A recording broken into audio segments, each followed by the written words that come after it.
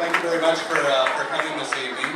And, well, we're all set to leave in about 1 month's time for the Southern Oceans again.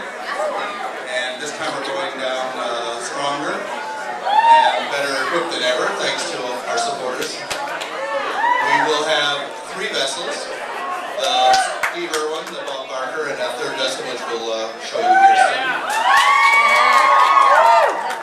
And most importantly, 80 passionate volunteers from about 16 different nations, including Japan.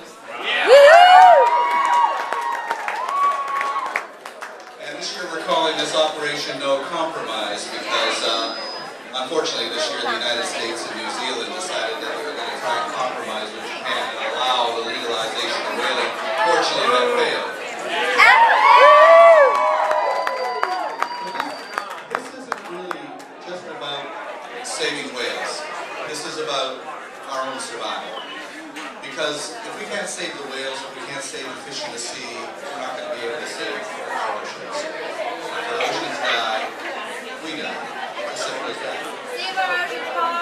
One of the things that I've been trying, an idea that I've been trying to get across is to look at the planet Earth in this way. This is a spaceship. We're on a spaceship and we're hurtling through space. There are 2 types of species on this spaceship. There are crew and there are passengers. And the crew are running everything, and we just take them for granted. We're the passengers. We're having a good time. But the crew, the bacteria, the insects, and the worms, and the fish, and all of these creatures that clean this planet, make it possible for us to breathe, give us the food we eat, and we're killing them off. We're in the middle of a major extinction event, and we're killing them off. As Albert Einstein once said, get rid of the honeybee, I'll give humanity 4 years. And this is true of the fish in the ocean. There's simply not enough fish in the ocean to continue to feed our ever-expanding populations, and the oceans are in trouble. And that's why I set up the Sea Shepherd Society. We're not a protest organization. We're not going out there and protesting anything. It's far too submissive. We're going out there and intervening because we have all of the laws and the regulations and the rules we need to protect our oceans. But what we don't have are governments with the will and the initiative to go out and enforce their own regulations. Amen. They love to get together at these conferences and draft all these reports and stay in 5-star hotels and eat great meals and everything like that, and they all come out and pat each other in the back and say, whoa, we just signed the Kyoto Protocol. It means nothing, you know, without enforcement. So we're going down there to enforcement. Now the problem that we have is that we actually have companies investing in extinction. Money is to be made by driving species into extinction. And this is the reason that in the last summer we went after the bluefin tuna poachers in the Mediterranean. Mitsubishi has been building giant refrigerated warehouses throughout Japan. And what they're doing is stuffing as much bluefin as they can into these warehouses. One bluefin tuna, one fish, is worth $75,000 on average. The most expensive fish in the world.